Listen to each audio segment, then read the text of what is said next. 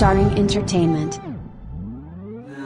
Yung tono ng pananalita ko, para pagbato niya sa laptop, kahit nakatingin siya sa laptop, parang ako yung kausap niya.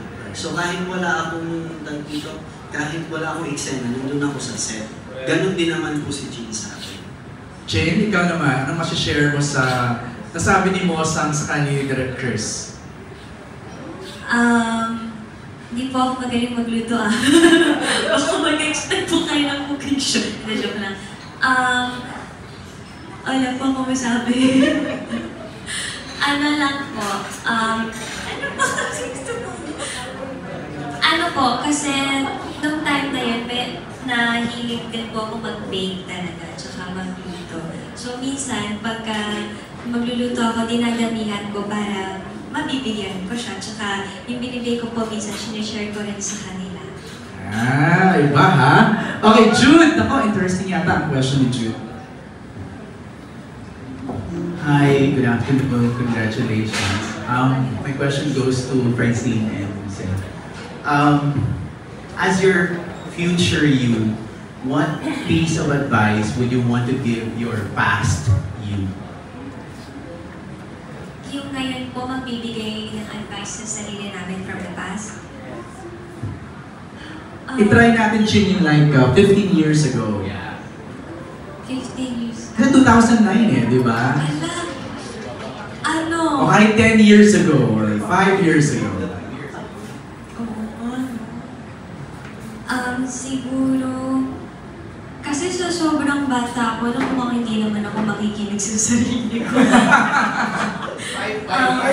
years ago na lang daw. Ayun, matututo pa siya kasi 15 years ago. Ang masasabi ko sa sarili ko 5 years ago, tama yung ginagawa niya. Tama lang na sa lahat ng ginagawa niya, sa lahat ng sinusunod niya, tama yun. Yun ang dapat niyang gawin, pero huwag niyang kalimutan yung sarili niya habang binibigay yung lahat ng request ng iba. Sana matuto din siya magbigay sa sarili niya, hindi siya yung bigay ng bigay at hinahayaan niyang maulo siya. Yun na. Wow. Self-love, di ba? Seth, ikaw? 5 years ago, kakalabas ko lang ng PBB niyan. Siguro sasabihin ko sa kanya na napaka mapaglaro ang pinasok mo. Pumasok ka lang sa Araneta pero lalabas ka sa harap ng maraming tao. At sa totoo lang, hindi ko alam na pagpasok ko ng Araneta, masaya ang paglabas. Masaya siya, sobrang saya niya, pero mas kailangan matibay yung ito Sa mundo po natin, kailangan mas matibay ito. Okay nang malakas ang katawan mo, pero pag ito ang mahina, naku, mahirap kalaban. Saka, yun po, mapaglaro, sasabihin ko sa kanya na ihanda mo ang sarili mo dahil simple ka lang naman First audition mo sa buong buhay mo. Tapos, binigay sa'yo ng Panginoon na hindi mo alam yung kakaharapin mo. Wala akong nakausap ni miski isang galing po sa showbiz industry nung pagpasok ko po ng Araneta na nag-audition ako. Wala akong feedback. Wala akong background na kung ano man ang mangyayari, ano ang buhay ng pagiging artista. Masasabihin ko lang,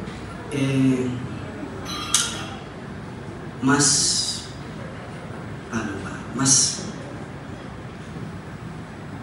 galingan lang and tibayan lang ang loob.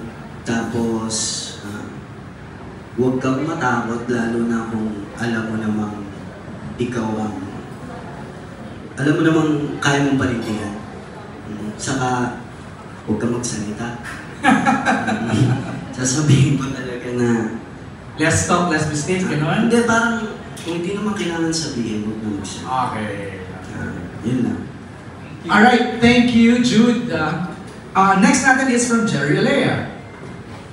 Francine sa cassette. Nasabi niyo nga, may friendship naman kayo. Yung samahan niyo. Pero syempre, magiging mas close kayo ngayon. May promo. Kahapon nga, meron na sa Dasma yung parada ng mga paru-paru. So, paano nyo ma-describe kung anong level na meron kayo dun sa friendship? Yung friendship ba yun? Pwedeng maging mas maganda pa, mas mag-level up pa? Friendship na pwede mag-level up. Sa tingin ko naman ako po, huwag na tayong magiging totoo lang po. May possibilities naman talaga dahil palagi kami magkasama sa trabaho. Pero yung totoo rin po ako, sa lahat ng pinagdaanan din po namin ni Francine, ang priority po namin is yung trabaho namin. Lalo sa panahon ngayon,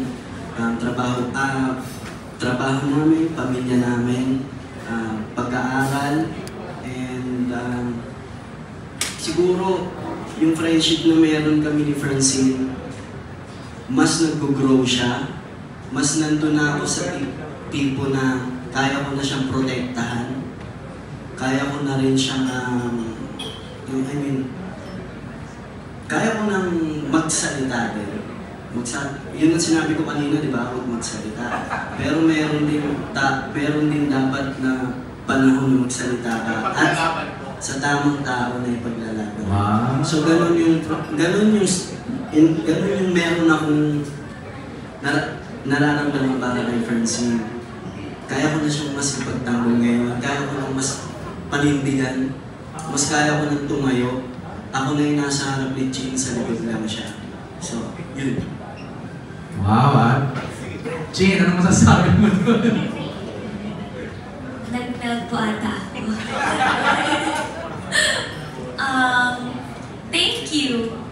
Kasi po, best friends kami. So, it's really nice po talaga to have someone na nandyan para protektahan ka. At ganun din naman po ako sa kanya. Yun lang po. Ayaw ko lang pong pahabain yun. Kasi, sabi na lang yun. Thank you, Cherry. Our next batch of press na magtatanong sila Neil Ramos, Romel Gonzalez, Florencio Husay, and Dondon Cernino. Let's start with Neil. Neil, answer Neil. Neil, where are you? Ayun! There you go. Here. Hi, good afternoon. Yeah, for Francine and Seth. Ma'am, sir, Hello po. tatanungin lang po kung how do you feel that many people consider your love theme this generation's most popular? Ano yung pakiramdam po? What do you think makes it good? Most popular po. Laking bagay po nun, big word po siya. Pero, para po sa akin, we really owe it to our supporters po eh.